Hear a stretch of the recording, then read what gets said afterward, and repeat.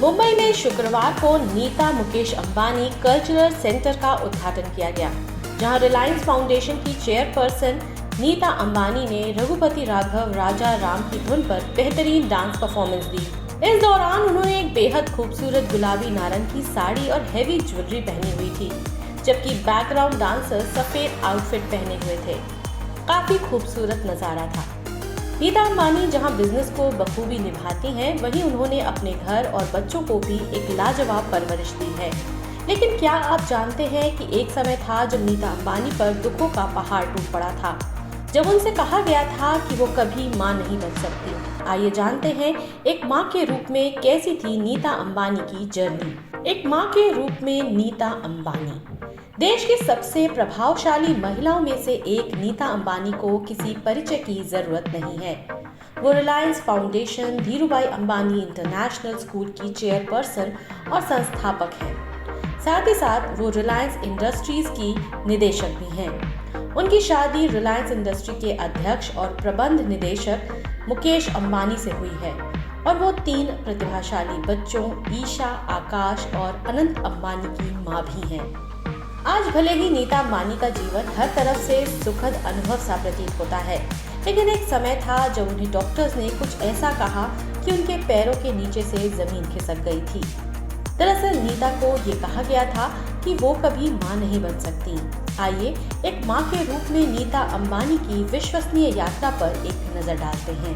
जब डॉक्टर्स ने कहा था कि नीता कभी गर्भ धारण नहीं कर पाएंगी, नीता अंबानी को हमेशा से बच्चे बेहद प्रिय रहे हैं और जब उनको पता चला कि उन्हें कभी बच्चे नहीं हो सकते तो वो काफ़ी टूट गई थी। उन्होंने एक बार कहा था, जब मैं स्कूल में थी तब मैं लंबे निबंध लिखती थी जिसका शीर्षक था जब मैं मां बनूंगी। हालांकि जब नीता को डॉक्टरों ने बताया कि उन्हें कभी बच्चे नहीं होंगे तो वो टूट गई। इसके बाद नीता अंबानी ने IVF का रास्ता चुना। उन्होंने जुड़वा बच्चों को जन्म दिया, लेकिन इस खुशी के बाद एक बार फिर उन्हें कई दिक्कतों का सामना करना पड़ा। उनकी प्रेगनेंसी की जर्नी काफी दर्दनाक थी। उन्होंने 2 महीने पहले चिकित्सीय आपात स्थिति में अपने बच्चों को जन्म दिया। उन्हें जुड़वा बच्चों को जन्म देना था, लेकिन उन्हें इस दौरान कई तकलीफों का सामना करना पड़ा। लेकिन इस समय भी नीता अंबानी ने सकारात्मकता के साथ आगे बढ़ना स्वीकार किया। 3 साल बाद अनंत अंबानी का प्राकृतिक रूप से जन्म हुआ। नीता अंबानी ने एक बार कहा था, जब मेरे बच्चे छोटे थे तो मैं उन्हें स्कूल की कैंटीन में खर्च करने के लिए हर शुक्रवार को 5 रुपए दिया करती थी। एक दिन मेरा छोटा बेटा अनंत मेरे बेडरूम में दौड़ता हुआ आया और उसने इसके बदले 10 रुपए देने की मांग की। जब मैंने उससे सवाल किया तो उसने कहा कि स्कूल में उसके दोस्तों ने जब भी उसे 5 रुपए का सिक्का निकालते हुए देखा तो वो हंस पड़ते थे। वो कहते थे, तू अंबानी है या भिखारी। इसके साथ साथ नीता अंबानी ने हमेशा ये भी सुनिश्चित किया कि उनके बच्चे अपने स्कूल और कॉलेज जाने के लिए सार्वजनिक परिवहन का ही उपयोग करें। मेरी माँ हमेशा से सख्त रही, ईशा अंबानी। ईशा अंबानी ने एक इंटरव्यू में बताया था और कहा था कि आखिरकार जब मेरी माँ ने हमें पा लिया तो वो शुरू से ही एक फुल टाइम माँ बनना चाहती थी। बाद में जब हम 5 साल के थे तब वो काम पर वापस चली गई, लेकिन वो अभी भी एक लायन माँ की तरह है। मुझे याद है जब भी माँ और मेरे बीच लड़ाई होती थी, हम इस मुद्दे को हल करने के लिए पापा को फ़ोन करते थे। मेरी माँ बहुत सख्त थी। अगर हम स्कूल बंक करना चाहते थे तो पापा कहते थे ये कोई बड़ी बात नहीं है, लेकिन माँ ये सुनिश्चित करती थी कि हम समय पर खाएं, मेहनत से पढ़ाई करें और साथ ही साथ हमारे खेलने का समय भी तय हो। अनंत अंबानी का वजन घटाने में दिया उनका साथ। नीता ने अपने बेटे को वजन कम करने के लिए दोस्त बनकर प्रेरित किया। नीता अंबानी ने एक इंटरव्यू में कहा था कि स्वास्थ्य कारणों से उन्हें वजन कम करना पड़ा।